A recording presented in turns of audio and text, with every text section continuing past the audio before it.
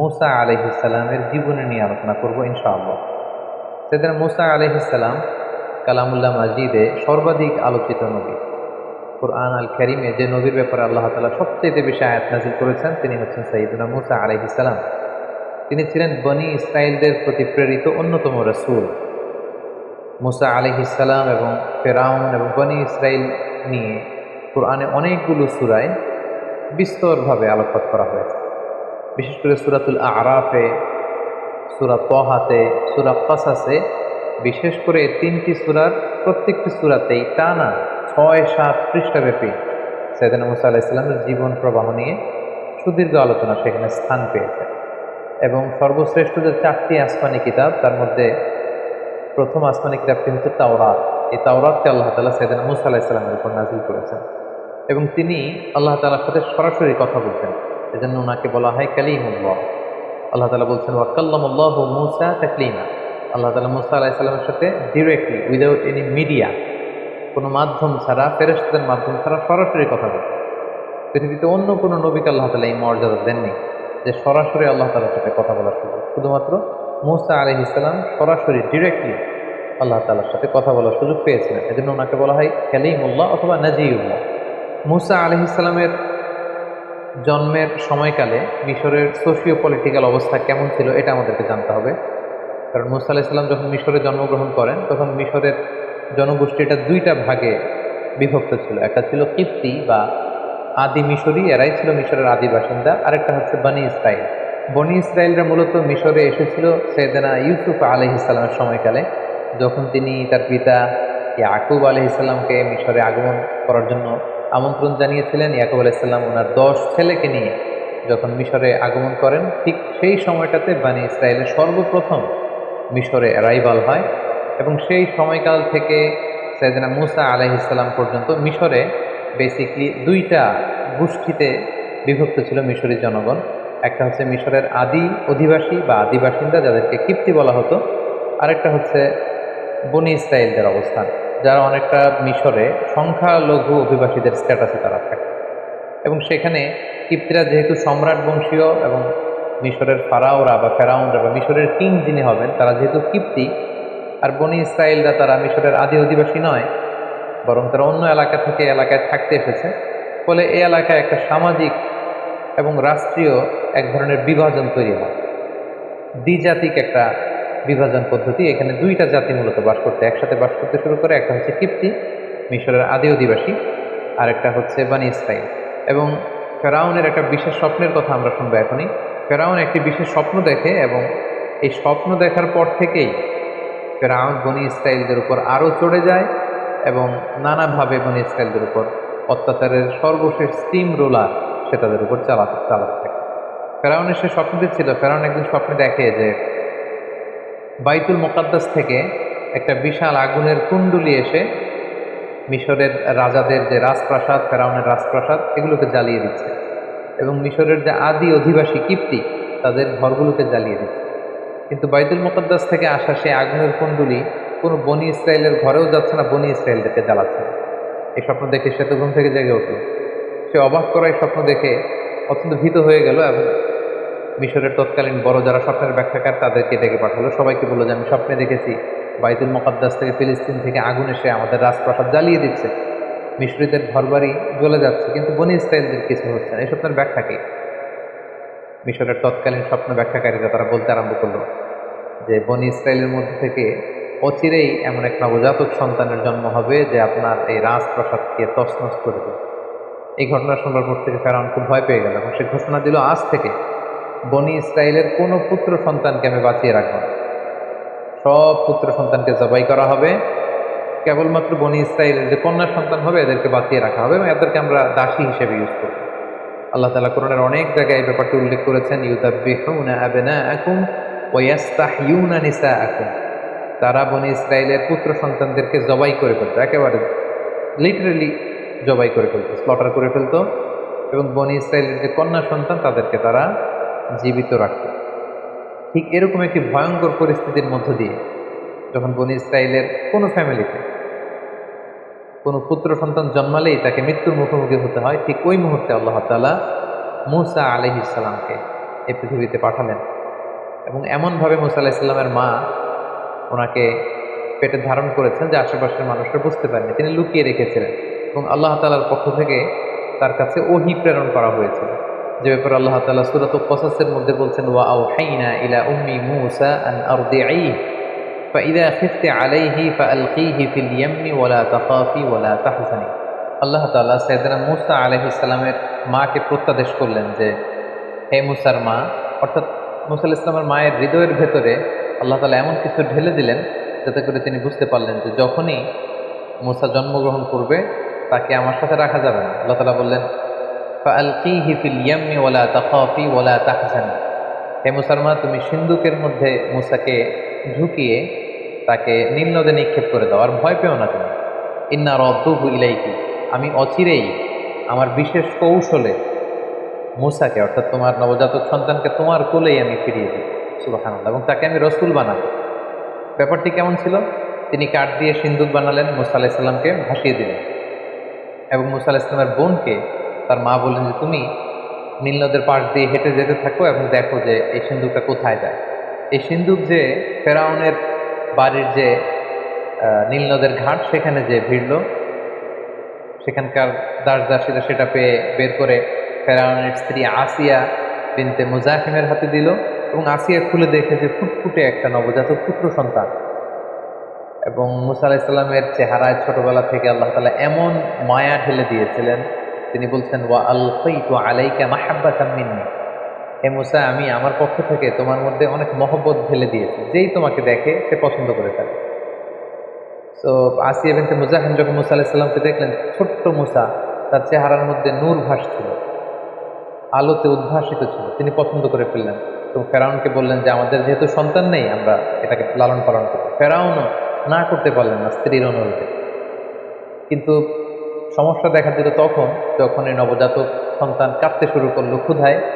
এই বাচ্চাকে কে দুধ খাওয়াবে? আসিয়ার তো তখন দুধ খাওয়ানোর সুযোগ নেই।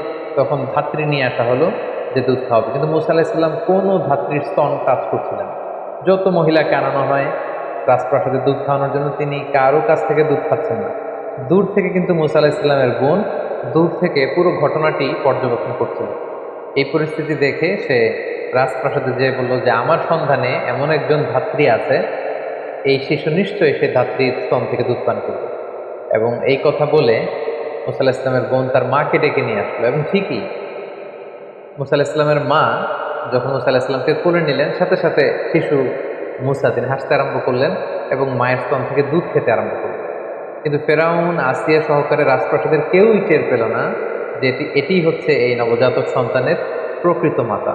আল্লাহ তাআলা বললেন, ওয়া হাররামনা আলাইহিল মারাদিআ মিন ক্বাবলু ফাকালাত হাল আদুল্লুকুম আলা আহলি বাইতিন ইয়াকুলুনাহু লাকুম ওয়া হুম লাহু নাসিহুন। পুরো বিষয়টা আল্লাহ তুলে ধরলেন। এবং আল্লাহ তাআলা বললেন, ফারাদাদনাহু ইলা উম্মিহি কাই তাফাররা আইনুহা ওয়া লা তাহজান। আমি কৌশল করে মূসাকে তার মায়ের কোলেই ফিরিয়ে দিলাম, যাতে তার মায়ের মনে আর দুশ্চিন্তা না হয়, তার মায়ের হৃদয়টা যেন ঠান্ডা হয়, চক্ষু যেন শীতল হয়। এই ব্যবস্থা আমি আল্লাহ তাআলা করে দিলাম। এটা বেসিকলি ছিল মূসা আলাইহিস সালামের প্রতি আল্লাহ তাআলার বিশেষ একটি নিয়ামত। এভাবে আল্লাহ তাআলার বিশেষ কৌশলে, আল্লাহ তাআলার বিশেষ প্ল্যানের অংশ হিসেবে ফেরাউনের শত্রু, ফেরাউনের নিজ রাজপ্রাসাদে রাজকীয় সম্মানে বড় হতে লাগলো। সেদিন মূসা আলাইহিস সালাম শৈশব পেরিয়ে কৈশোরে পদার্পণ করলেন। কৈশোর শেষে তিনি যৌবনে পদার্পণ করলেন এবং জীবনের প্রায় 30টি বছর তিনি ফেরাউনের রাজপ্রাসাদে থেকে তিনি বড় হলেন। মূসা আলাইহিস সালামের শৈশবকালের পর থেকে সুইচ করে আল্লাহ তাআলা ওনার যৌবনকালের একটি ঘটনা তিনি উল্লেখ করেছিলেন। তিনি রাস্তা দিয়ে একবার হাঁটছিলেন, হঠাৎ দেখলেন যে দুইজন লোক ঝগড়া করছে। ফাওয়াজাদা ফিহা রাজুলাইনি ইয়াকতাতিলান, একজন মিশরীয়, একজন বানি ইসরাঈল। এখানে বেসিক্যালি অপরাধী ছিল ঝগড়ার মধ্যে, দুইজনের মধ্যে অপরাধী লোক ছিল হচ্ছে মিশরী লোকটি, আর বনি ইসরাঈলের লোকটি ছিল মাজলুম, নিরপরাধী। মূসা আলাইহিস সালাম দেখলেন, তাই তো, এই লোকটা তো অপরাধ করছে। উনি যে থামতে বললেন, তারা থামছে না। সেদিন মূসা আলাইহিস সালাম আঘাত করলেন, একটা থাপ্পড় মারলেন মিশরীর গালে। তো তিনি আঘাত করেছিলেন লোকটাকে থামানোর জন্য, কিন্তু সেদিন মূসা আলাইহিস সালামের হাতে আল্লাহ তাআলা এত শক্তি দিয়েছেন যে ওই থাপ্পড় খেয়েই মুহূর্তের মধ্যে ওই মিশরী ওই জায়গাতে মৃত্যুবরণ করে। সেদিন মূসা আলাইহিস সালাম ভয় পেয়ে গেলেন। দূর থেকে এক লোক এসে বলল যে, হে মূসা, তুমি তাড়াতাড়ি পালাও, وجاء رجل من أقصى المدينة يسعى قال يا موسى إن الملأ يأتمرون بك লিয়াকুতুলুকা ফাখরুজ ইন্নী লাকা মিনান নাসিহিন। সে এসে বলল, হে মুসা, তুমি পালাও, তোমাকে হত্যার জন্য ফেরাউনের আশেপাশের লোকজন, সভাসদ বর্গ তারা প্ল্যান করছে, তুমি বাঁচতে চাইলে এলাকা থেকে পালিয়ে যাও। সাইয়েদনা মুসা আলাইহিস সালাম এখান থেকে চলে গেল এবং মিশর ছেড়ে তিনি যেতে যেতে মাদিয়ান সীমান্তে চলে আসলেন। মাদিয়ানের কথা আমরা শুআয়ব আলাইহিস সালামের ঘটনার সময় পড়েছি, যে এটা অ্যারাবিয়ান পেনিনসুলার একেবারে উত্তর পশ্চিম এলাকাতে অবস্থিত, অর্থাৎ দ্য গালফ অফ আকাবা, আকাবা উপসাগর এবং লোহিত সাগরের তীর ঘেঁষে একটি শহর। তিনি মিশর ছেড়ে প্রাণে বাঁচবার জন্য দৌড়াতে দৌড়াতে মিশর ছেড়ে মাদিয়ান এলাকাতে তিনি ঢুকে গেলেন এবং ঢুকে দেখলেন সেখানে দুজন যুবতী মেয়ে বসে আছে। তিনি তাদের কাছে যেয়ে বললেন, ক্বালা মা খাতবুকুমা, তোমরা বসে আছো কেন এখানে? তারা বলল, আমরা একজন বৃদ্ধ মানুষের দুজন কন্যা, আমরা ছাগলকে পানি পান করাতে এসেছি, কিন্তু এলাকার লোকেরা তারা ভিড় করছে, পানি পান করাচ্ছে, ফলে আমরা তাদেরকে ভিড় ঠেলে যে আমাদের ছাগলগুলোকে যে পানি পান করবো আমাদের সামর্থ্য নেই।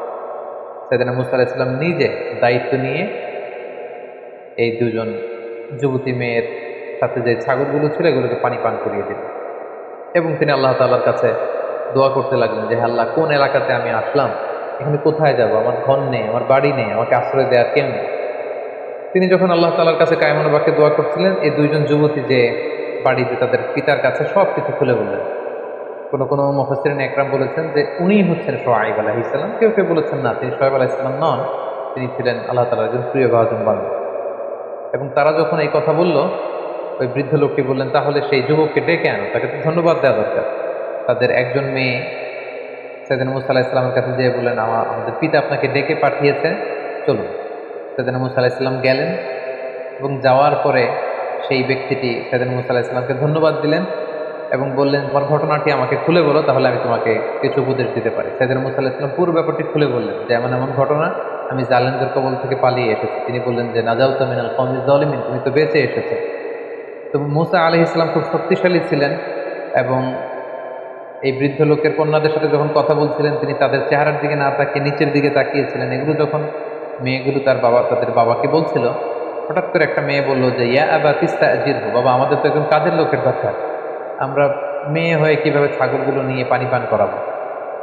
আপনি একটা কাজ করেন, এই যুবককে আমাদের ঘরের বিভিন্ন কাজ করবার জন্য, ছাগলগুলোকে দেখভাল করার জন্য তাকে রেখে দেন, টাকার বিনিময়ে, অর্থের বিনিময়ে রেখে দেন। ইন্না খায়রা মান ইস্তা'জারতাল কবিয়ুল আমিন, হে বাবা, এমন লোককে আমাদের ঘরের অ্যাসিস্ট্যান্ট হিসেবে রাখা দরকার যে শক্তিশালী এবং নিরাপদ, বিশ্বস্ত। এবং এই ভিনদেশী যুবকের মধ্যে আমরা দুই বোন, এই দুটো বোনই পেয়েছি। একে তো সে শক্তিশালী, সে সবাইকে ফেলে আমাদের ছাগলগুলোকে পানি পান করিয়ে দিতে পেরেছে, এবং সে বিশ্বস্ত, সে আমাদের অনেক সম্মান করেছে, রেসপেক্ট করেছে, এবং সে আমাদের দিকে চোখ তুলে তাকায়। তখন বৃদ্ধ লোকটি সাইয়েদনা মুসা আলাইহিস সালামকে প্রপোজাল দিলেন। কালামুল্লাহ মাজিদের সূরাতুল কসাসে আল্লাহ তাআলা বিস্তারিত এগুলো বর্ণনা করেছেন, আমি শুধু ঘটনা প্রবাহটি এখানে স্টেপ বাই স্টেপ শেয়ার করছি। বৃদ্ধ লোকটি সরাসরি মুসা আলাইহিস সালামকে প্রস্তাব করলেন যে, মুসা, তুমি যদি টানা 8 বছর আমার এখানে বাসায় কাজ করো, আমার ছাগলগুলোকে দেখাশোনা করো, তাহলে আমার একটি কন্যাকে তোমার সাথে আমি বিবাহ দিব। আর তুমি যদি 10 বছর পূর্ণ করো, এটা তোমার ইখতিয়ার, এটা আরো ভালো হয়, 8 কিংবা 10। সাইয়েদনা মুসা আলাইহিস সালাম রাজি হলেন। এই লম্বা 8টি বছর বা 10টি বছর সাইয়েদনা মুসা আলাইহিস সালাম নিজ এলাকা ছেড়ে, নিজ জন্মভূমি মিশর ছেড়ে তিনি মাদিয়ানে কাটান। আসলে শুধুমাত্র মুসা আলাইহিস সালামের জীবনেই যে এই সংগ্রাম এসেছিল এমনটি নয়, বরং আল্লাহ তাআলা প্রেরিত প্রতিটি নবীর জীবনই ছিল কিন্তু এরকম সংগ্রামে পরিপূর্ণ।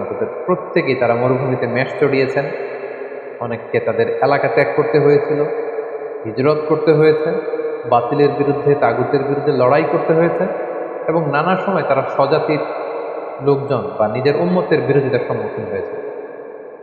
সাইয়েদনা মুসা আলাইহিস সালাম প্রায় 10টি বছর মাদিয়ানে সময় কাটালেন। সেই বৃদ্ধ লোকের একটি কন্যার সাথে বিবাহ বন্ধনে আবদ্ধ হলেন। কোনো কোনো বর্ণনা মতে তার 2জন সন্তান হয়েছিল, এবং তৃতীয় সন্তান যখন তার স্ত্রীর পেটে, তখন তিনি সেই বৃদ্ধের কাছ থেকে, অর্থাৎ ওনার শ্বশুরের কাছ থেকে, যেটা কোনো কোনো বর্ণনা মতে শুআয়ব আলাইহিস সালাম ছিলেন, ওনার কাছ থেকে বিদায় নিয়ে এবার তিনি নিজ জন্মভূমি মিশরে ফিরে যাবেন। যেহেতু মাদিয়ান তো ওনার নিজের এলাকা নয়, তিনি যখন মিশরে ফিরে যাবেন কিছু ছাগল নিয়ে, তার স্ত্রীকে নিয়ে, সন্তানদেরকে নিয়ে, কিছু দাস দাসে নিয়ে তিনি যখন মাদিয়ান থেকে মিশরে ফিরে যাচ্ছেন, তুর পাহাড়ের কাছাকাছি কোনো একটি এলাকাতে যখন তিনি আসলেন, প্রচণ্ড শীত ছিল। ওনার স্ত্রী গর্ভবতী, প্রেগনেন্ট, এবং প্রেগনেন্সির পেইন উঠেছে ওনার স্ত্রী, প্রচণ্ড ঠান্ডা এবং অন্ধকার। এবং তিনি ফিল করছেন যে সাধারণ যে রাস্তা, কাফেলা যে রাস্তায় চলে, তিনি ভুল করে রাতের বেলা ওই রাস্তা হারিয়ে হয়তো অন্য কোনো রাস্তায় চলে এসেছে। হঠাৎ তিনি খেয়াল করলেন দূরে আগুন দেখা যায়। فقال لأهلهم كثوا إني آنست نارا لعلي آتيكم منها بقبس أو أجد على النار هدى। তিনি বললেন যে আমার মনে হয় আমরা রাস্তা হারিয়ে ফেলেছি, আর প্রচণ্ড ঠান্ডা, একটা কাজ করো, তোমরা সবাই এইখানে কাফেলাকে থামাও, স্টপ, এখানে বসো, বিশ্রাম নাও। ওই যে দূরে আগুন দেখা যায়, আমার মনে হয় কেউ আগুন পোহাচ্ছে, অথবা ওইখানে কোনো একটা কাফেলা আছে। আমি যাই, ওখান থেকে লাকড়ি দিয়ে আগুন নিয়ে আসি, এবং রাস্তাটা ঠিক আছে কিনা এটা একটু ক্রস চেক করে আসি, জিজ্ঞেস করে আসি। সেদিন মুসা আলাইহিস সালাম ওখানে গেলেন, কিন্তু যে অবাক হলেন, দেখলেন যে একটা গাছের ভেতর থেকে আগুন জ্বলছে, কিন্তু গাছের পাতা জ্বলে না, ডালপালা জ্বলে না, কিছুই জ্বলে না, দাউ দাউ করে আগুন জ্বলছে। কিন্তু সেই আগুনটা পৃথিবীর অন্যান্য আগুনের মতো না, একটু ভিন্ন ধরনের একটা আগুন, এবং আগুনের ভেতর থেকে একটা সাউন্ড আসছে। তিনি প্রথমে ভেবেছিলেন মানুষরা বসে হয়তো আগুন পোহাচ্ছে, কিন্তু যে দেখেন কোনো মানুষ নেই, একটা অদ্ভুত কাণ্ড, গাছের ভেতরে আগুন জ্বলছে। হঠাৎ সেখান থেকে একটা আওয়াজ আসলো, আওয়াজটা হচ্ছে ইন্নি আনা রব্বুক, মানে আমি তোমার প্রভু, আই এম এ লর্ড, ফাখলানা আলাইক, মুসা তোমার জুতা খুলো, শুজ অফ, ইন্নাকা বিল ওয়াদিল মুকাদ্দাসি তুয়া, হে মুসা তুমি একটা পবিত্র উপত্যকায়, ভ্যালিতে এসেছো, যেটার নাম হচ্ছে তুয়া। ওয়া আনা আখতারতুকা ফাসতামি লিমা ইউহা, আর আমি তোমাকে নবী হিসেবে অ্যাসাইন করলাম, জাস্ট নাও, এখন থেকে তুমি নবী। এখন আমি তোমাকে কিছু প্রত্যাদেশ দিব, আমি কি বলছি মনোযোগ দিয়ে শোনো। প্রথম যে আল্লাহ প্রত্যাদেশ দিলেন সেটা হচ্ছে ইন্নানি আনাল্লাহ লা ইলাহা ইল্লা আনা ফা'বুদনি, অর্থাৎ হে মুসা আমি হচ্ছে আল্লাহ, আমি ছাড়া কোনো ইলাহ নেই, আমার ইবাদত করো। তাহলে প্রথম প্রত্যাদেশ হচ্ছে এক আল্লাহর ইবাদত করা, তাওহীদের বাণী। 2 নম্বর প্রত্যাদেশ হচ্ছে ওয়া আকিমিস সালাতা লিযিকরি, হে মুসা আমার স্মরণে সালাত কায়েম করো। এরপরে আল্লাহ তাআলা আখিরাতের কথা বললেন যে ইন্নাস সাআতা আতিয়াতুন আকাদু উখফিহা লিতুজজা কুল্লু নাফসিন বিমা তাসআ, আর কিয়ামত হবেই হবে। আখিরাত বলে একটা কথা আছে, এই দুনিয়াতে যে মানুষ যারাই যা করেছে তার প্রতিটি কাজের প্রতিদান তারা সেদিন পাবে। তাহলে তিনি তাওহীদের কথা বললেন, একত্ববাদের কথা বললেন, তিনি ইবাদতের পদ্ধতি বাতলে দিলেন, এবং আখিরাত বলে যে একটা কথা আছে, তার কনসেপ্ট অফ আখিরা, এগুলো বললেন। এগুলো বলে তিনি বললেন যে যাও মুসা, তুমি যে দাওয়াত দাও। মুসা আলাইহিস সালাম ভয় পেয়ে গেলেন, তিনি ভাবলেন যে আমি কি এখন এগুলো নিয়ে দাওয়াত দিতে পারবো? আল্লাহ তাআলা সাইয়েদনা মুসা আলাইহিস সালামকে শুধু মেসেজ দিয়ে ছেড়ে দেননি যে যাও তুমি নবী, এই কথাগুলো পৌঁছে দাও, না। আল্লাহ তাআলা, আমরা জানি যে নবীদেরকে মুআজিজা দিয়ে থাকেন। এবার আল্লাহ তাআলা সাইয়েদনা মুসা আলাইহিস সালামকে 2টা মুআজিজা দিবেন। আল্লাহ তাআলা জিজ্ঞেস করলেন ওমা তিলকা বিয়ামিনিকা ইয়া মুসা, মুসা তোমার ডান হাতে কি? ক্বালা হিয়া আসায়া, তিনি বললেন এটা লাঠি, এটা দিয়ে আমি অনেক কাজ করি। আল্লাহ বললেন লাঠিটা ফেলো তো। মুসা আলাইহিস সালাম লাঠিটা ফেললেন, মুহূর্তের মধ্যে ফাইদা হিয়া হাইয়াতুন তাসআ, এটা একটা সাপ হয়ে গেল। মুসা আলাইহিস সালাম থেকে ভয় পেয়ে গেল। আল্লাহ বললেন খুদহা ওয়ালা তাখাফ, মুসা ভয় পেও না, সানুঈদুহা সিরাতাহাল উলা, এটা তুমি ধরার সাথে সাথেই আগের মতো করে লাঠি হয়ে যাবে। তিনি ধরলেন এবং দেখতে পেলেন মুহূর্তের মধ্যে সেটা লাঠি হয়ে গেছে। সুবহানাল্লাহ, এটা ছিল 1 নম্বর মুআজিজা। 2 নম্বর মুআজিজা হচ্ছে আল্লাহ বললেন যে ওয়াদমুম ইয়াদাকা ইলা জানাহিকা তাখরুজ বাইদা মিন গায়রি সু, হে মুসা তোমার বগলের ভেতর থেকে বা পকেট থেকে তোমার হাতটাকে এরকম বের করো, দেখবে যে তোমার হাতের মধ্যে জ্বলজ্বলে আভা। সেদিন মুসা আলাইহিস সালাম আল্লাহ তাআলার আদেশের সাথে সাথে হাতটা এরকম বের করলেন। বের করার সাথে সাথে তিনি দেখতে পেলেন যে হাতের ভেতর থেকে জ্বলজ্বলে আলোকচ্ছটা বেরোচ্ছে। আল্লাহ বললেন যাও, এই 2টা জিনিস দিলাম, লাঠি ফেললে সাপ হয়ে যাবে, হাত দেখালে এখান থেকে ফোকাস যাবে, নূর, আলো যাবে। এই 2টা দিয়ে তুমি তোমার নবুয়তের প্রমাণ দেবে। ইযহাব, যাও মুসা, ইলা ফিরআউনা ইন্নাহু তাগা, ফিরআউনের কাছে যাও, ফিরআউন তো অবাধ্য হয়েছে, তাকে যে দিনের দাওয়াত দাও। আল্লাহ তাআলা যখন আদেশ করলেন যে মুসা তুমি ফিরআউনের কাছে যাও, এই দাওয়াতগুলো পৌঁছে দাও, তিনি বললেন যে আল্লাহ আমার মুখের জড়তার কারণে আমি সুস্পষ্ট ভাষায় কথাগুলো পৌঁছাতে পারেন, আমার ভাই হারুনকে আপনি নবী বানিয়ে দেন। আল্লাহ তাআলা কবুল করলেন, হারুন আলাইহিস সালামকেও তিনি নবুয়ত দান করলেন। এবার 2 ভাইকে একসাথে অর্ডার করলেন যে ইযহাবা ইলা ফিরআউনা ইন্নাহু তাগা, এতক্ষণ বলেছিলেন মুসা যাও, এখন বললেন যে দুইজন যাও, মুসাও যাও হারুনও যাও, অবাধ্য ফেরাউনকে দাওয়াত দাও। তবে মনে রেখো ফাকুলা লাহু কওলান লাইয়িনান লাআল্লাহু ইয়াতাযাক্কারু আও ইয়াখশা, তোমরা দুজনে যে কোমল ভাষায়, সফট ল্যাঙ্গুয়েজে ফেরাউনকে দাওয়াত, কারণ দাওয়াতের ভাষা হতে হয় সফট, কোমলতা বজায় রেখে তোমরা যে দাওয়াত দাও। সাইয়েদনা মুসা আলাইহিস সালাম আল্লাহর উপর ভরসা করে ভাই হারুনকে নিয়ে গেলেন এবং যে তিনি ফেরাউনের কাছে একটি আহ্বান এবং একটি প্রস্তাবনা রাখলেন।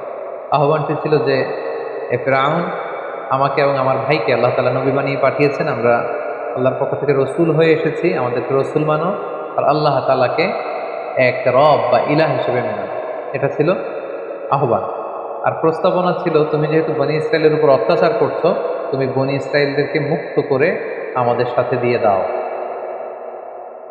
এটা কেমন যেন একটা পুরো বনি ইসরায়েলের জাতিগোষ্ঠীর জন্য একটা ইমানি আন্দোলন বা স্বাধীনতা আন্দোলন, বনি ইসরায়েলদেরকে মুক্ত করার আন্দোলন। একটি আহ্বান, একটি প্রস্তাবনা। আহ্বান হচ্ছে আল্লাহকে মানো, আমাদেরকে রসুল হিসেবে স্বীকৃতি দাও, আর যদি এটা করতে না চাও অ্যাটলিস্ট বনি ইসরায়েলদেরকে আমাদের সাথে যেতে দাও। ফেরাউনের সাথে বিশাল লম্বা কনভারসেশন হয়েছে সূরাতুশ শুআরাতে। যেহেতু শুরুতে আমরা বলেছি যে মুসা আলাইহিস সালামের ব্যাপারে এত এত আয়াত কালামুল্লাহ মাজিদে আল্লাহ তাআলা এনেছেন, যেগুলোর বিস্তারিত আলোচনা একটি পর্বে করাটা খুবই দুষ্কর, সেহেতু আমরা শুধু স্টেপ বাই স্টেপ ঘটনা প্রবাহের সামান্য ইঙ্গিত করব এবং অধিকাংশ আয়াতগুলোকে স্কিপ করে সংক্ষেপে শুধু ঘটনা প্রবাহকে উল্লেখ করব। সেদিন মুসা আলাইহিস সালামের সাথে ফেরাউনের লম্বা কনভারসেশন হয়। সেখানে মুসা আলাইহিস সালাম বললেন যে আরসিল মা'আনা বানি ইসরাইল, বানি ইসরাইলকে আমাদের সাথে যেতে দাও। ফেরাউন সেটাকে প্রত্যাখ্যান করলো। সে বলল, তুমি কোন রবের কথা নিয়ে এসেছো? ওমা রব্বুল আলামিন, এই রব আবার কে? তুমি যে নবী হয়েছো তার প্রমাণ কি? সাইয়েদনা মুসা আলাইহিস সালাম বললেন যে আমি প্রমাণ নিয়ে এসেছি, এই যে দেখো। লাঠি ফেললেন, সাপ হয়ে গেল। হাত উঁচু করলেন, হাতের ভেতর থেকে আলোকচ্ছটা বিচ্ছুরিত হতে লাগলো। এসব কিছু দেখেও ফেরাউন এবং তার সভাসদবর্গ সাইয়েদনা মুসা আলাইহিস সালাম এবং হারুন আলাইহিস সালামকে নবী হিসেবে মানতে নারাজ হল। সবশেষে ফেরাউন মুসা আলাইহিস সালামের সব কথাকে, দাওয়াতকে প্রত্যাখ্যান করে বলতে আরম্ভ করলো, ফাজআল বাইনানা ওয়া বাইনাকা মাওঈদা লা নুখলিফুহু নাহনু ওয়ালা আনতা মাকানা সুয়া। মুসা, এত কিছুর শোনার দরকার নাই, তুমি যদি আমার সাথে কনফ্লিক্টে জড়াতে চাও, তুমি কি মুআজিজা নিয়ে এসেছো দেখি। আমি তো এটাকে মুআজিজা মনে করি না, আমি মনে করি জাদু। দেখি আমার জাদুকরদেরকেও ডাকবো, তুমিও তোমার এই জাদু নিয়ে আসো, দেখি কে জিতে। তুমি একটা ডেট দাও, অ্যাপয়েন্টমেন্ট দাও, যেদিন আমিও আসবো তুমিও আসবে, সেদিন সবচেয়ে বড় খেলা হবে, তুমি আসো। ক্বালা মাওঈদুকুম ইয়াউমুজ যিনাতি ওয়া আন ইউহশারান নাসু দুহা। সেদিন মুসা আলাইহিস সালাম বললেন, ঠিক আছে, সামনের যে আমাদের ফেস্টিভ্যাল আছে, উৎসবের দিন, সেদিন আসো। এবং দুপুরবেলায়, যেদিন একেবারে ভেরি সানি ডে, আলোকোজ্জ্বল একটা দিন, সেদিন আমিও আসবো, তুমিও জাদুকর দিন নিয়ে আসো। সেদিন মুসা আলাইহিস সালামের এই কথা শুনে ফেরাউন রাজি হলো এবং ফেরাউন মিশরের বিভিন্ন শহরে বড় বড় জাদুকরদেরকে একসাথে একত্রিত হওয়ার জন্য বলল এবং ফেরাউন তাদেরকে আশ্বস্ত করলো, যদি তোমরা মুসার উপরে তাকে হারিয়ে বিজয় লাভ করতে পারো, অনেক সম্মান তোমাদের হবে, আমার খুব কাছে চলে আসতে পারবে, অনেক উপঢৌকন, টাকা পয়সা, সম্মান, খ্যাতি সব তোমাদেরকে আমি দান করবো, কিন্তু শর্ত হচ্ছে মুসাকে হারাতে হবে। উৎসবের দিন মিশরে সব মানুষ একত্রিত হয়। ফেরাউন আসলো, সেদিন মুসা আলাইহিস সালাম আসলেন, জাদুকররা আসলো। জাদুকররা এসে বলল, ক্বালু ইয়া মুসা, হে মুসা, ইম্মা আন তুলকিয়া ওয়া ইম্মা আন নাকুনা নাহনুল মুলকিন। আপনি জাদু আগে ফেলবেন না আমরা ফেলবো? মুসা আলাইহিস সালাম বললেন, তোমরা ফেলো। তারা ফেলতে আরম্ভ করলো। তাদের কারো কারো জাদুর ফলে বাঘ তৈরি হলো, সিংহ তৈরি হলো, ভাল্লুক তৈরি হলো, হাতি তৈরি হলো। এবার মুসা আলাইহিস সালাম বললো যে আমি আমার মুআজিজা কি প্রদর্শন করবো? তারা বললো, হ্যাঁ, আপনি প্রদর্শন করবো। সেদিন মুসা আলাইহিস সালাম তখন ওনার হাতের লাঠিটা শুধু ফেললেন এবং আল্লাহু আকবার, লাঠি ফেলার সাথে সাথে হাইয়াতান তাসআ, বিশাল এক সাপ হয়ে গিয়েছে।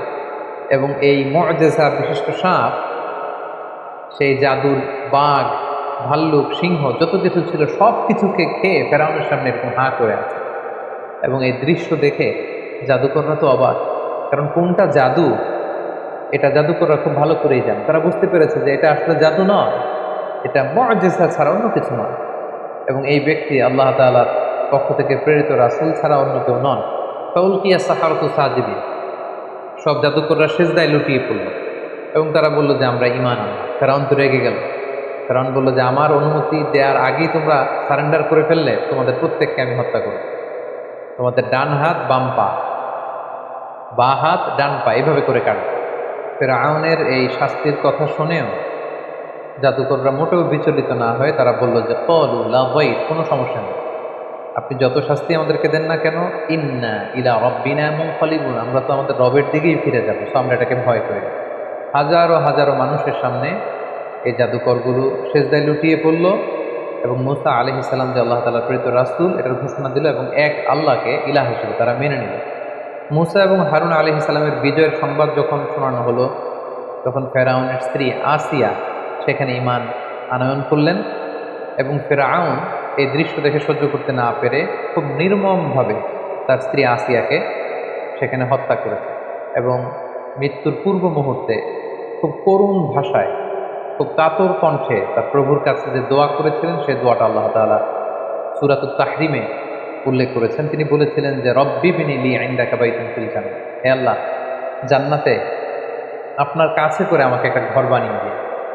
ওয়া নাজ্জিনি মিন ফিরআউন, আপনি ফেরাউনের এই কাজ থেকে আমাকে বাঁচান, জুলুম থেকে বাঁচান। ওয়া নাজ্জিনি মিনাল কওমিজ যালিমিন, জালেমদের থেকে বাঁচান।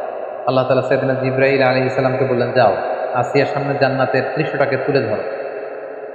এবং আসিয়া যখন মৃত্যুবরণ করছিলেন তিনি জান্নাতের দৃশ্যটা, জান্নাতের নাজ নেয়ামত সৌন্দর্য দেখে দেখে এই পৃথিবী থেকে বিদায় নিয়েছেন। আল্লাহু আকবার।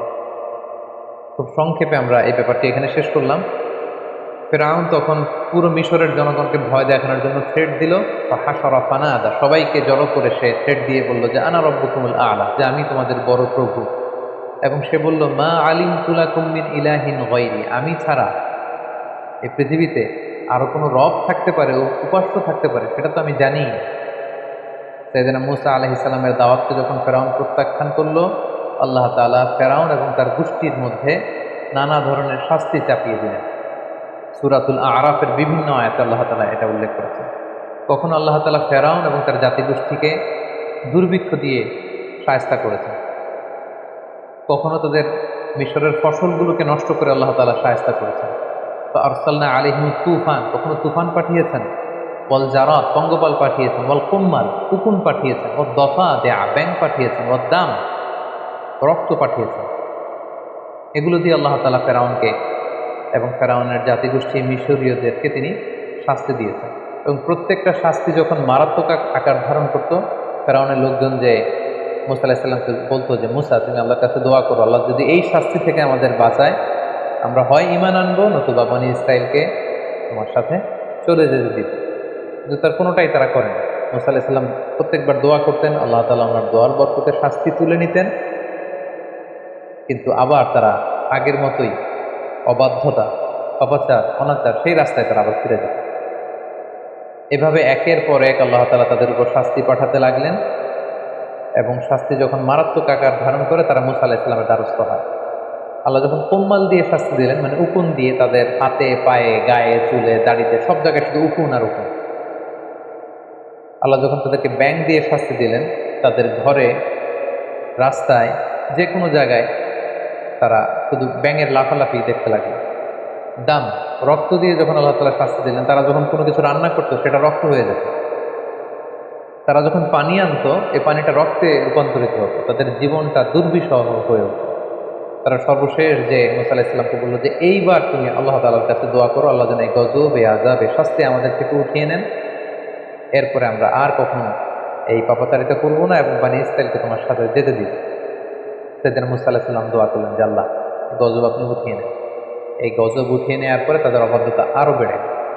আল্লাহর নবী মূসা আলাইহিস সালাম ফেরাউনকে বারবার দাওয়াত দেওয়ার পরেও ফেরাউন যখন সত্যের পথকে গ্রহণ করলো না এবং বনী ইসরাইলকেও মূসা আলাইহিস সালামের সাথে যেতে দিল না, তখন আল্লাহ তাআলা সরাসরি প্রত্যাদেশ করলেন যে ফাআসরি বিইবাদি লাইলান ইন্নাকুম মুত্তাবাউন, হে মূসা আর কাল বিলম্ব করবার দরকার নেই, আজ রাতেই তুমি বনী ইসরাইলকে নিয়ে লোহিত সাগরের দিকে রওনা হয়ে যাও, তোমরা সেই পথ দিয়ে বাইতুল মুকাদ্দাসের দিকে যাবে। এবং যেতে যেতে ওনারা দেখলেন যে সামনে বিশাল সাগর। বনী ইসরাইলের সবাই তো আফসোস এবং আক্ষেপ শুরু করে দিল যে আমরা তো এখন বাঁচার উপায় নেই, কারণ পেছন থেকে তো ফেরাউন তারা চেস করছে, ধরবার জন্য চেষ্টা করছে। আল্লাহ তাআলা বললেন যে মুসা, তুমি চিন্তা করো না, তোমার লাঠি ফেলো। মুসা আলাইহিস সালাম লাঠি ফেললেন, সাগরের পানিকে তিনি দ্বিখণ্ডিত করে দুই দিকে পানি পাহাড়ের মতো উঁচু হয়ে গেল এবং মাঝখান দিয়ে রাস্তা হয়ে গেল। আল্লাহ তাআলা বলেন আনিদ্রিব বিআসাকাল বাহার, লাঠি দিয়ে একটা বাড়ি মারো, ফানফালাকা, দুই ভাগ হয়ে গেল, ফাকানা কুল্লু ফিরকিন কাত্তাউদিল আযীম, পানিটা দুই ভাগ হয়ে বিশাল পাহাড়ের মতো এরকম ঠায় দাঁড়িয়ে রইল আর মাঝখানে রাস্তা। সুবহানাল্লাহি ওয়া বিহামদিহি। বনী ইসরাইল এই দৃশ্য অবলোকন করলো মুসা আলাইহিস সালামের সাথে করে, পুরো লোহিত সাগর রেড সি ওনারা ক্রস করে ওই পারে চলে গেল। এবার যদি মুসা আলাইহিস সালাম লাঠি আবার তুলে নেয় তাহলে এই রাস্তা পানিতে বিলীন হয়ে যাবে। আল্লাহ বললেন না, এই রাস্তা সরানো যাবে না, কারণ এখনই ফেরাউনের বাহিনী এই সুন্দর রাস্তা দেখে তারাও নেমে পড়বে সাগরে। ওয়াতরুকিল বাহরা রাহওয়া, সাগর যেরকম আছে এরকম থাকতে দাও মুসা, ইন্নাহুম জুনদুম মুগরাকুন, ওরা ডুববে। ফেরাউন যখন তার সৈন্য সামন্ত নিয়ে সাগরের মাঝখানের যে রাস্তা তৈরি হয়েছিল এই রাস্তার মাঝখানে চলে আসতো, আল্লাহ তাআলা বললেন এবার লাঠি তোলো। মুসা আলাইহিস সালাম লাঠি উঠিয়ে নিলেন, মুহূর্তের মধ্যে লোহিত সাগরের বিশাল ঢেউ এসে ফেরাউনকে তার সদল বলে সলিল সমাধি করে দেয়া হলো। এবং এই ব্যাপারে খুব সুস্পষ্ট আল্লাহ তাআলা কালামুল্লাহ মাজিদের সূরা ইউনূসে উল্লেখ করলেন যে হাত্তা ইযা আদরাকাহুল গরাকু, যখন সাগরের পানি এসে ডুবিয়ে দিল, ফেরাউন পানি খেতে খেতে একেবারে গলা পর্যন্ত পানি, এখন মরে যাবে।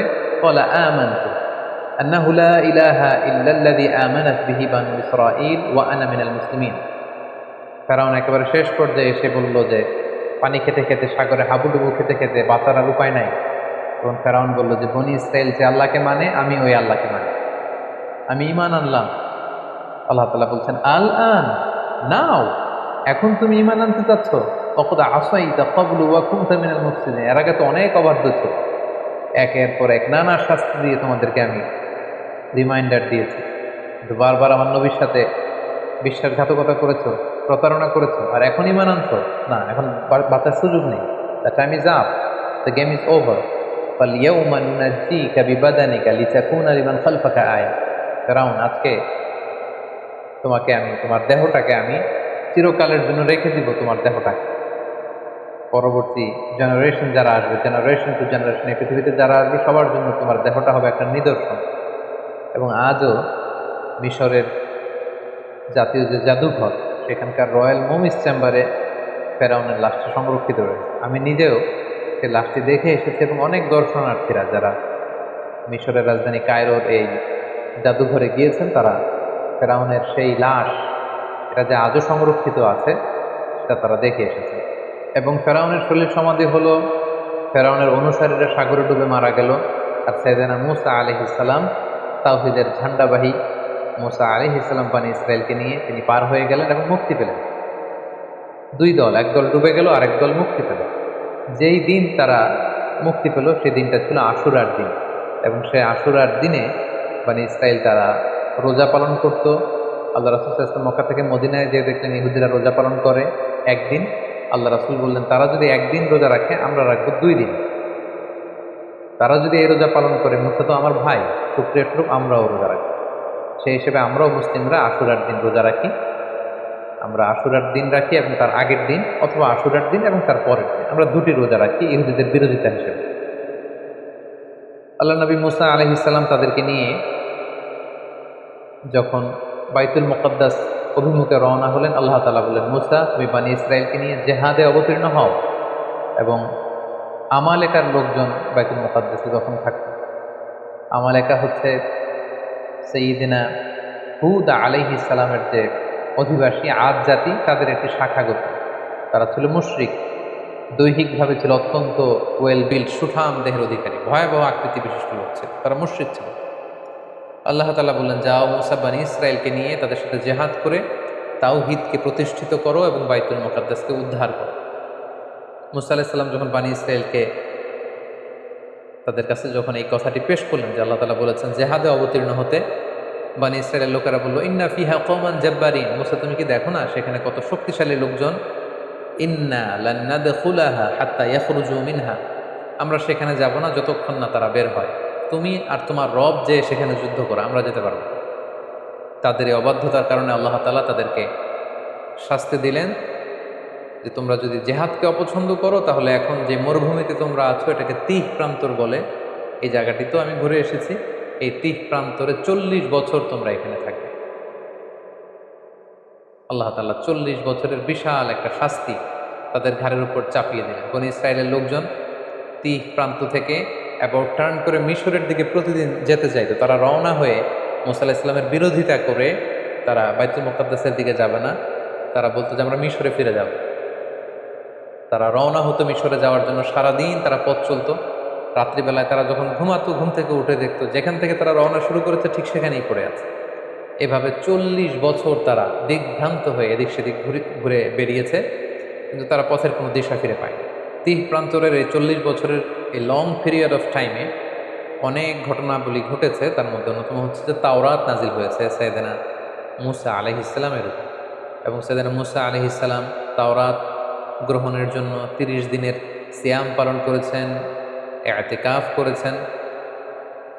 পরবর্তীতে আল্লাহ তাআলা আরো 10 দিন বাড়িয়ে দিয়েছেন। 40 দিন তিনি সিয়াম এবং ইতিকাফ পালন শেষে তিনি তাওরাতকে আল্লাহ তাআলার পক্ষ থেকে রিসিভ করলেন। আল্লাহ তাআলা বললেন, ওয়া ওয়া'আদনা মূসা 30 লাইলা ওয়া আতমামনাহা বি'আশরিন ফাতাম্মা মিকাতু রাব্বিহি 40 লাইলা।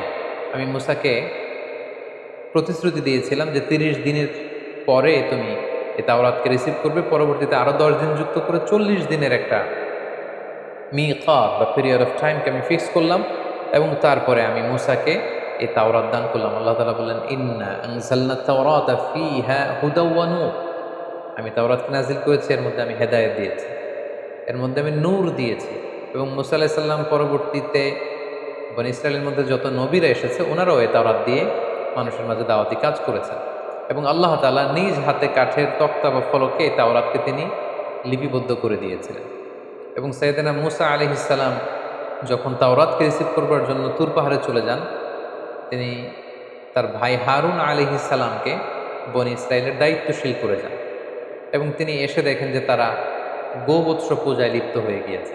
তিনি ভাইয়ের প্রতি প্রচণ্ড রাগ হলেন, এবং এটার যে নেপথ্যে ছিল সামিরিকে শাস্তি দিলেন, এবং যারা এই শিরকের সাথে জড়িত ছিল আল্লাহ তাআলা তাদেরকে শাস্তির ঘোষণা দিলেন। এবং সাইয়েদনা মূসা আলাইহিস সালাম আবার তাদেরকে তাওহীদের দীক্ষায় তিনি দীক্ষিত করলেন। এই 40 বছরের লম্বা সময় আরও একটি ঘটনা ঘটেছে, সেটি হচ্ছে সাইয়েদনা মূসা আলাইহিস সালাম সরাসরি আল্লাহ তাআলার দিদার লাভের জন্য তিনি আবেদন করেছেন। আমরা শুরুতে শুনেছি মূসা আলাইহিস সালাম উনি একমাত্র নবী যিনি ছিলেন কালিমুল্লাহ বা নাজিউল্লাহ, সরাসরি আল্লাহর সাথে কথা বলতেন। তো যিনি সরাসরি আল্লাহর সাউন্ডটা শুনতে পান, আল্লাহ তাআলার কথা যিনি উপলব্ধি করতে পারেন, শুনতে পারেন, তার মনের মধ্যে আল্লাহকে দেখার আকাঙ্ক্ষা তো অনেক বেশি থাকবার কথা। তিনি বললেন, রব্বি আরিনি আনজুর ইলাইক, হে আল্লাহ আমি আপনাকে দেখতে চাই। ক্বালা লান তারানি, মূসা এটা সম্ভব না, কখনো তুমি আমাকে দেখতে পাবে না, never you can see me. ওয়ালাকিন ইনজুর ইলাল জাবাল ফাইন ইসতাকাররা মাকানাহু ফাসাউফা তারানি, পাহাড়ের দিকে তাকাও, পাহাড় যদি টিকে থাকে তবে দেখতে পাবে। আল্লাহ তাআলা নূরের তাজাল্লি দিলেন, মূসা আলাইহিস সালাম বেহুশ হয়ে গেলেন, আর পুরো পাহাড় ফাজআলাহু দাক্কান ওয়া খাররা মূসা সাইকা, পাহাড় ভেঙে চুরমার হয়ে গেল। মূসা আলাইহিস সালাম বেহুশ হয়ে গেলেন। হুশ ফেরার পরে তিনি আল্লাহ তাআলার কাছে ক্ষমা চাইলেন এবং বললেন, আল্লাহ আপনি যেটা বলেছেন ঠিকই বলেছেন, আসলে এই চর্মচক্ষু দিয়ে এই পৃথিবীতে অবস্থান করে আল্লাহ তাআলাকে দেখা বা আল্লাহ তাআলার দিদার লাভ করা এটি সম্ভব নয়, বরং যারা বিশ্বাসী তারা কিয়ামতের দিন আল্লাহ তাআলার দর্শন লাভে তারা ধন্য হবে। এভাবে 40 বছরের লম্বা সময় নানা ধরনের বায়না ধরেছিল এই বানী ইসরায়েলের লোকজন, অধ্যত্ব প্রকাশ করেছিল, নানা ধরনের হঠকারিতা তারা দেখিয়েছিল। এর মধ্যে একটি হঠকারিতার কথা কোরআনে এসেছে যে তারা দেখেছে কিছু কিছু লোক শিরক করে, মূর্তির পূজা করে। তারা দাবি করেছে যে এই যে আল্লানা ইলাহান কামা লাহুম আলেহ, অর্থাৎ হে মূসা এই সমস্ত লোকদের যেরকম মূর্তি আছে তুমিও মূর্তি এনে দাও, আল্লাহকে না দেখে আবাদত করতে আমাদের ভালো লাগে না। তারা যেমনি একটা জিনিসকে দেখে দেখে আবাদত করে, আমাদেরকে এরকম এনে দাও। মূসা আলাইহিস সালাম রেগে গেলেন, তাদেরকে জাহেল আখ্যা দিলেন। এবং আমরা জানি যে আল্লাহ তাআলা মান্না সালোয়া নামে বিশেষ কিছু খাবার বানী ইসরায়েলকে দিয়েছিলেন। তারা এই খাবার খেতে পছন্দ করলো না। তারা বললো যে লান নাসবিরা আলা তাআমিন ওয়াহিদ, হে মূসা প্রতিদিন এক খাবার ভালো লাগে না। ফাদউ লানা রাব্বাকা ইউখরিজ লানা মিম্মা তুমবিতুল আরদ, তোমার রবকে বলো যে এমন খাবারের ব্যবস্থা করে দিতে যেটা জমিন থেকে উৎপন্ন হয়। মিন বাকলিহা ওয়া কিসাইহা ওয়া ফুমিহা ওয়া আদাসিহা ওয়া বসলিহা, অর্থাৎ জমিন থেকে রসুন, পেঁয়াজ, ডাল, শসা শাক সবজি এগুলো রান্না হবে, রসুন দিয়ে বাগার দিয়ে আমরা খাবার খাবো, এটা আমাদের ভালো লাগে, আল্লাহর দেয়া খাবার আমাদের ভালো লাগে না। এরপর তারা আবার বায়না ধরেছিল যে লান নুমিনা লাকা হাত্তা নারাল্লাহ জাহরা, হে মুসা, আল্লাহকে না দেখে আমরা আর ইবাদত করতে পারবো না, আগে আল্লাহকে দেখাও, তারপরে আমরা ইবাদত করব। এভাবে একের পর এক তারা নানা ধরনের বায়না ধরতে লাগলো, অধ্যত্ততা প্রদর্শন করতে লাগলো, আল্লাহর পাঠানো রাসূল মুসা আলাইহিস সালামের কথার বিরোধিতা করতে লাগলো। সূরা বাকারা থেকে ঘটনা উল্লেখ হয়েছে তাদের অবাধ্যতার, তাদের গোয়ার তুমির একটা উদাহরণ আল্লাহ তাআলা এভাবে টেনেছেন। বনী ইসরায়েলের একজন লোক মৃত্যুবরণ করে, এই লোকের হত্যাকারীকে সবাই বলল যে মুসা, আমরা কেউ জানি না এর হত্যাকারীকে, এই কিলারকে তুমি খুঁজে বের করো, তোমার আল্লাহকে জিজ্ঞেস করো যে কে এই হত্যাকারী। মুসা আলাইহিস সালাম যখন আল্লাহর কাছে দোয়া করলেন, আল্লাহ বললেন একটা গরু জবাই করে সেই গরুর গোশত দিয়ে যখন সেই মৃত ব্যক্তির গায়ে টাচ করা হবে, সে মৃত থেকে জীবিত হয়ে নিজেই বলে দেবে কে হত্যাকারী। তো আল্লাহ তাআলার আদেশ পালনের জন্য একটা যে কোনো গরু ধরে জবাই করে সেটার গোশত দিয়ে মৃত ব্যক্তির গায়ে লাগালেই কিন্তু সে জীবিত হয়ে হত্যাকারীর কথা বলে দিত। কিন্তু বনী ইসরাইল এই সহজ কাজটি না করে এখানে ক্ষান্ত না হয় তারা বলল যে এই গরুর রং কেমন, আমরা তো বুঝতেছি না কোন ধরনের গরু জবাই করবো, ছোট গরু, মাঝারি গরু, না বৃদ্ধ গরু, লাল গরু নাকি নীল গরু, কোন ধরনের গরু। একের পর এক নবী মুসা আলাইহিস সালামকে প্রশ্ন বানে জর্জরিত করতে করতে পরবর্তীতে আল্লাহ তাআলা এমন ক্রাইটেরিয়া ফিট করে দিলেন পুরো এলাকা জুড়ে আর সেই গরু খুঁজে পাওয়া যায়। তো এইভাবে কালামুল্লাহ মাজিদের অনেক আয়াতে, বিশেষ করে সূরাতুল বাকারাতে আল্লাহ তাআলা বর্ণনা করেছেন যে কতভাবে এই বানী ইসরাইল নবী মুসা আলাইহিস সালামকে জ্বালাতন করেছেন, যন্ত্রণা দিয়েছেন, ওনার কথার অবাধ্য হয়েছেন, আল্লাহ তাআলা এগুলো উল্লেখ করেছেন। কিন্তু তারপরেও আল্লাহ নবীর দোয়ার বরকতে সেই তিহ প্রান্তরে মরুভূমির মাঝখানে আল্লাহ তাআলা ওয়াজাল্লালনা আলাইকুমুল গমাম, মেঘমালা দিয়ে তাদেরকে ছায়ার ব্যবস্থা করে দিয়েছিলেন। তৃষ্ণা মেটাতে বানী ইসরায়েলের 12টা গোষ্ঠী ছিল, 12টা ঝর্ণার ব্যবস্থা করে দিয়েছিলেন। সেই জায়গাটাতেও আমি ভিজিট করে 12টা ঝর্ণা দেখে এসেছি। মান্না এবং সালওয়া নামক খাবারের ব্যবস্থা করে দিয়েছিলেন। সৈয়দুনা মুসা আলাইহিস সালামের সাথে খিজির আলাইহিস সালামের চমকপ্রদ একটি ঘটনা সূরাতুল কাহাফের ভেতর আল্লাহ তাআলা উল্লেখ করেছেন। ঘটনাটির সূচনাটি ছিল এমন, বনী ইসরায়েলের মাঝে বসে তিনি মুসা আলাইহিস সালাম বক্তব্য রাখছিলেন। একজন জিজ্ঞেস করলো যে পৃথিবীতে সবচেয়ে জ্ঞানী ব্যক্তি কে? মুসা আলাইহিস সালাম বললেন আমি। আল্লাহ তাআলা মুসা আলাইহিস সালামের এই প্রশ্নটা পছন্দ করলেন। আল্লাহ বললেন, মুসা তুমি ভুল বলেছো, তোমার চেয়েও একজন জ্ঞানী ব্যক্তি আছে, তুমি মাজমাউল বাহরাইন, দুই সাগরের মিলনস্থলে যাও, সেখানে গেলে পাও। মুসা আলাইহিস সালাম ইউশা ইবনে নুনকে নিয়ে, ওনার ভাগিনাকে নিয়ে সেখানে গেলেন। যে দেখলেন চাদর জড়িয়ে একজন লোক শুয়ে আছে, সালাম দিলেন, চাদরের ভেতর থেকে তিনি সালামের উত্তর দিলেন এবং বললেন কে? মুসা আলাইহিস সালাম বললেন আমি মুসা। ভেতরের লোকটি বলল বনী ইসরাইলের নবী মুসা? মুসা আলাইহিস সালাম বললেন হ্যাঁ।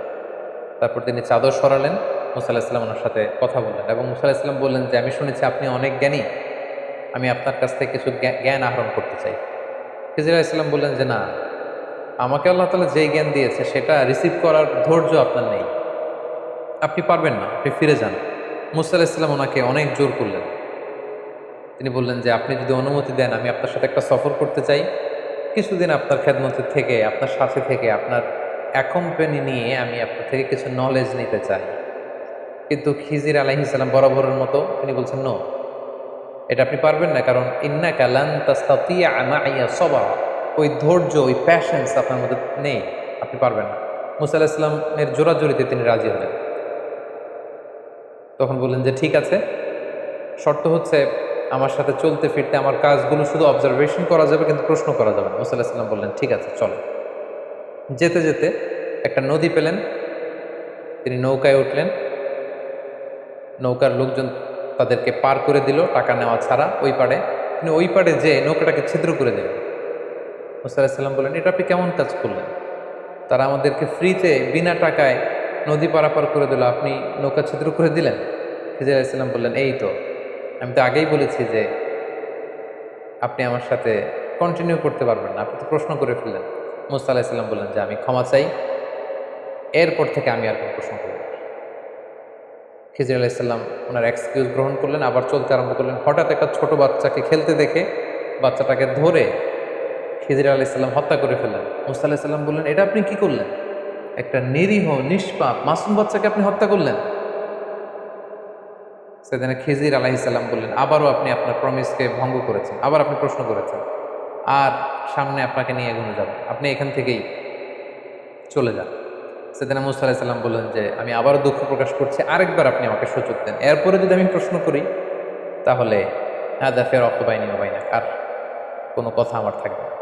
খিজির আলাইহিসসালাম মেনে নিলেন, আবার চলতে আরম্ভ করলেন। এবার দুজনই খুব ক্ষুধার্ত। এক ইহুদি বসতির সামনে যেয়ে তিনি বললেন যে আমাদেরকে কি কোনো খাবার দেয়া যাবে, আমরা দুজন অত্যন্ত ক্ষুধার্ত। তারা বলল যে না, আমরা খাবার দিতে পারবো না। ওনারা এই বাড়ি থেকে বের হয়ে আসার সময় দেখলেন বাড়ির চারদিকে একটা দেয়াল ভেঙে পড়বার মতো উপক্রম। খিজির আলাইহিসসালাম উনি বললেন, আসুন মুসা, আমরা এই দেয়ালটাকে ঠিক করে দেই। এমনি নবী মুসা আলাইহিসসালাম ক্ষুধার্ত, খিজির আলাইহিসসালাম তিনিও ক্ষুধার্ত। মুসা আলাইহিসসালামকে সাথে নিয়ে ওনারা দেয়াল ঠিক করতে লাগলেন। বাড়ির চারদিকে দেয়ালটাকে সুন্দরভাবে ওনারা ঠিক করে দিয়ে চলে যাবেন। ক্ষুধার্ত নবী মুসা আলাইহিসসালাম আর ধৈর্য ধারণ করতে পারলেন না। উনি বললেন, এটা একটা কাজ হলো?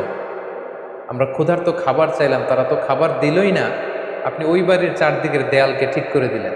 আর দেয়াল ঠিক করলেন ভালো কথা, এই দেয়াল ঠিক করার বিনিময়টা তো নিতে পারতেন, এটার যে পারিশ্রমিক এটাও তো নিলেন না। এবার খিজির আলাইহিসসালাম বললেন, না, ক্বালা হাযা ফিরাকু বাইনি ওয়া বাইনিক, এটাই হচ্ছে তোমার আর আমার মাঝে ফেরাক, আপনাকে নিয়ে আর সামনের দিকে যাওয়া যাবে না। এবার আপনি শুনুন কেন আমি এই কাজগুলো করেছি। প্রথমে যারা আমাদেরকে ফ্রিতে নদী পারাপার করে দিয়েছিল তাদের নৌকা ছিদ্র করেছে এই কারণে, এলাকায় একজন অত্যাচারী বাদশাহ রয়েছে, সে যাদেরই নৌকা পায় সেই নৌকাগুলো সিজ করে নিয়ে যায়, লুটতরাজ করে। কিন্তু আমি তাদের নৌকা ছিদ্র করে দেওয়ার কারণে এই নৌকাটাকে বাদশাহ আর সিজ করবে না বা নিয়ে যাবে না। ফলে নৌকার মালিক ওইটাকে রিপেয়ার করে তারা চলতে পারবে, তাদের জীবন চলে যাবে। কিন্তু যদি নৌকাটা একেবারে নিখুঁত থাকতো সেটাকে তারা আর বাঁচিয়ে রাখতে পারতো না ওই বাচ্চার হাত থেকে। দ্বিতীয় ছোট বাচ্চাকে যে আমি হত্যা করেছি, আল্লাহ তাআলা আমাকে জানিয়েছে সে অনেক বড় সন্ত্রাস হবে, এলাকার ফাসাদ সৃষ্টিকারী হবে, তার মা বাবাকে সে হয়তো জাহান্নামে বানাবে। এজন্য আল্লাহ তাআলার আদেশে আমি তাকে হত্যা করেছি, আমার নিজের ইচ্ছায় নয়। এবং আশা করছি আল্লাহ তাআলা পরবর্তীতে এই কাপলকে, এই দম্পতিকে হয়তো এমন এক সন্তান দান করবে যাদের মাধ্যমে তারা খুশি হবে। এবং তৃতীয় পর্যায়ে যে ফ্যামিলির দেয়াল আমি ঠিক করে দিয়েছি, ওই ফ্যামিলিতে দুজন ইয়াতিম আছে যাদের বাবা মা ছিল অত্যন্ত ভালো মানুষ, এবং তাদের দেয়ালের নিচে আছে তাদের বাবার রেখে যাওয়া গুপ্তধন। এই দেয়াল যদি ভেঙে পড়তো এই গুপ্তধন অন্যান্যরা এখান থেকে কেড়ে নিত। তাই আমি চেয়েছি যে তারা বড় হয়ে তাদের নিজেদের গুপ্তধন থেকে নিজেরা যেন উপকৃত হয়। এই জ্ঞান আল্লাহ তাআলা আমাকে দান করেছে, যেটা আল্লাহ তাআলা আপনাকে দান করেননি। এবং এই ঘটনার পর থেকে আর সামনে আপনাকে নিয়ে আমি চলতেও পারব। এই ছিল সাইয়েদনা মুসা আলাইহিসসালামের সাথে সাইয়েদনা খিজির আলাইহিসসালামের লম্বা ঘটনা। এছাড়াও বিভিন্ন সহিহ হাদিসে সাইয়েদনা মুসা আলাইহিসসালামের ব্যাপারে অনেক ঘটনা উল্লেখ রয়েছে। তার মধ্যে থেকে দুই একটি ঘটনা আমরা এখানে উল্লেখ করি। আমরা সহিহ মুসলিমের একটি বর্ণনা থেকে জানতে পারি যে আল্লাহ রাসূল সাল্লাল্লাহু আলাইহি ওয়াসাল্লাম যখন মেরাজের রাতে বিভিন্ন নবীদের সাথে দেখা করেন, সেখানে মুসা আলাইহিস সালামের সাথে দেখা করেছিলেন।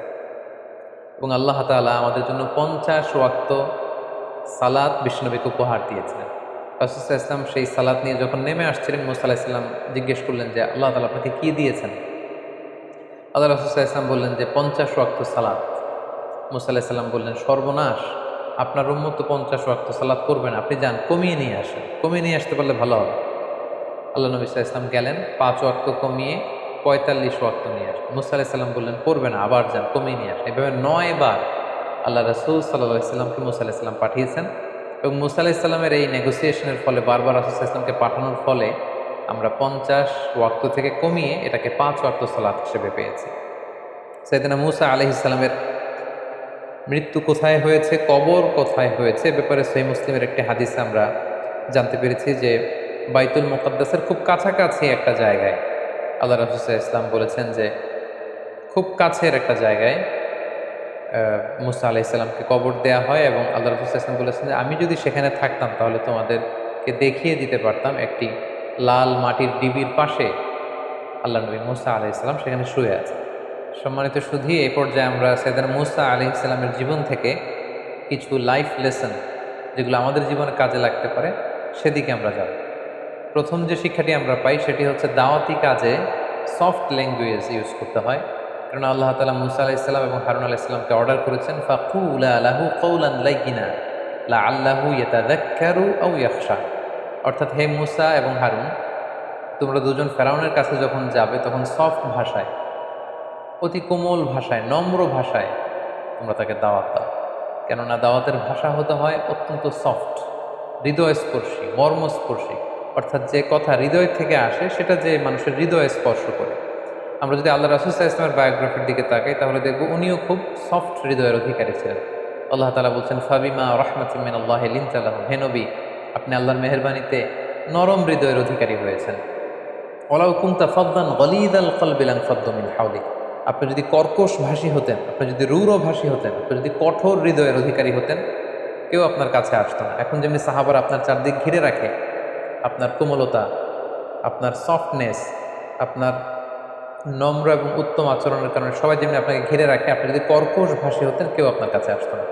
মুসা আলাইহিস সালামের জীবনী থেকে দ্বিতীয় শিক্ষা হচ্ছে আল্লাহ তাআলার বিজয় বা সাহায্যের জন্য আমাদের পক্ষ থেকে প্রাণান্তকর প্রচেষ্টাটা জরুরি। আমরা যদি চেষ্টাই না করি তাহলে আল্লাহ তাআলার সাহায্য পাওয়ার কোনো সম্ভাবনা নেই। আমাদের অনেকে আছে যারা হাত গুটিয়ে বসে থাকে, কোনো ধরনের চেষ্টা, প্রচেষ্টা, প্ল্যানিং, ভিশন তাদের মধ্যে নেই, কিন্তু তারা আল্লাহ তাআলার সাহায্যের দিকে তাকিয়ে থাকে। আমরা যদি মুসা আলাইহিস সালামের জীবনের দিকে খেয়াল করি, আল্লাহ তাআলা বলেছেন যে হে বনী ইসরাইল, তোমরা মুসা আলাইহিস সালামের সাথে করে বেরিয়ে পড়ো। এবং পুরো বনী ইসরায়েলের বিশাল গোষ্ঠী কিন্তু আল্লাহ নবী মুসা আলাইহিস সালামের প্রতি আনুগত্য দেখে ওনারা বেরিয়ে পড়েছিল। এবং চলতে চলতে সামনে যখন সাগর এসেছিল আল্লাহ তাআলা কিন্তু ঠিকই সাহায্য পাঠিয়েছেন। কিন্তু সেই সাহায্য পাওয়ার জন্য তো আপনাকে বেরোতে হবে, আপনাকে তো চেষ্টা করতে হবে। কিন্তু সেখান থেকে নাজাত পেয়ে বনী ইসরায়েল যখন মুসা আলাইহিস সালামের সাথে করে যেতে যেতে বাইতুল মুকাদ্দাস পর্যন্ত পৌঁছলো, আল্লাহ তাআলা তাদেরকে জেহাদের আদেশ করলেন, কিন্তু তারা জেহাদে অবতীর্ণ হতে রাজি হয়নি। ফলে তারা আল্লাহ তাআলার পক্ষ থেকে সাহায্যও পায়নি। এ থেকে আমরা বুঝতে পারলাম যে আল্লাহর সাহায্যের জন্য আমাদের পক্ষ থেকে চেষ্টা প্রচেষ্টা জরুরি। প্রথম দিকে তারা প্রচেষ্টা করেছিল এবং আল্লাহ তাআলার সাহায্য তারা চাক্ষুষ অবলোকন করেছিল, এবং দ্বিতীয় পর্যায়ে তারা যখন হাত গুটিয়ে বসেছিল সেখানে আল্লাহ তাআলার সাহায্যও আসেনি। এবং পৃথিবীতে এটাই আল্লাহ তাআলার সুন্নাত, বান্দা যখন চেষ্টা করে, বান্দা যখন নিজের ইফোর্ট দেয়, তখন সেখানে আল্লাহ তাআলার সাহায্য এসে যুক্ত হয়। 3 নাম্বার যে শিক্ষাটি আমরা পাই যে বনী ইসরাইল যে কতটা বাড়াবাড়ি করেছিল, তাদের গোয়ার্তুমের নিদর্শন আমরা দেখেছি, তাদের ঘাড় তেড়ামির নিদর্শন আমরা দেখেছি, এবং তাদের মতো এরকম একটা বিদঘুটে জাতিকে সোজা করবার জন্য মুসা আলাইহিস সালামের মতো এরকম একজন টাফ ম্যান, একজন আয়রন ম্যানের দরকার ছিল। অর্থাৎ জাতিগোষ্ঠী যেমন তাদের নবীও তেমন। এখানে যদি খুব সফট হার্টের একজন নবীকে আল্লাহ তাআলা প্রেরণ করতেন তাহলে সেটা খুব একটা ওয়ার্ক করতো না বা রান করতো না। আমরা জানি যে নবীদের মধ্যে থেকে মুসা আলাইহিস সালাম খুব বেশি রাগী ছিলেন, একটু টাফ ছিলেন, একটু কঠোর হৃদয়ের অধিকারী ছিলেন। ওনার এক থাপ্পড়ের আঘাতে আমরা দেখেছি যে এক মিশরী মুহূর্তের মধ্যে অক্কা পেয়েছে। তিনি প্রচণ্ড রেগে ওনার নিজের ভাই হারুন আলাইহিস সালামের দাড়ি এবং চুল ধরে টেনে তিনি রাগ প্রকাশ করছিলেন। খুব কঠোর তিনি ছিলেন, এবং ওনার এই কঠোরতা এটা খুব দরকার ছিল, কারণ জাতি যেমন সে জাতির জন্য নবীও হতে হয় ঠিক তেমন। 4 নম্বর যে শিক্ষাটা আমরা পাই সেটা হচ্ছে জ্ঞান নিয়ে কখনো আসলে বড়াই করতে নেই। জ্ঞানীর চাইতে বড় জ্ঞানী আছে, জান্নেওয়ালার উপরও জান্নেওয়ালা থাকে। এজন্য আল্লাহ তাআলা বলেন ওয়া ফাওকা কুল্লি যী ইলমিন আলিম, জ্ঞানীর উপরও জ্ঞানী আছে, এবং সব জ্ঞানীর চাইতে বড় জ্ঞানী হচ্ছেন আল্লাহ তাআলা। মুসা আলাইহিস সালামকে যখন প্রশ্ন করা হয়েছিল কে সবচাইতে জ্ঞানী, আল্লাহ তাআলা পছন্দ করছিলেন যে আমার নবী মুসা যদি বলতো যে আমি জানি না, আল্লাহই সবচেয়ে বড় জ্ঞানী, এটা ছিল সবচাইতে চমৎকার উত্তর। কিন্তু মুসা আলাইহিস সালাম সরল মনে সহজভাবে তিনি বলে দিয়েছিলেন আমি জ্ঞানী। নিজেকে জ্ঞানী বলে প্রচার করা বা প্রসার করা এটা আল্লাহ তাআলা পছন্দ করেন না। এই জন্য মুসা আলাইহিস সালামকে দেখাতে চাইলেন যে মুসা, তুমি যে নিজেকে জ্ঞানী বলছো তোমার চাইতেও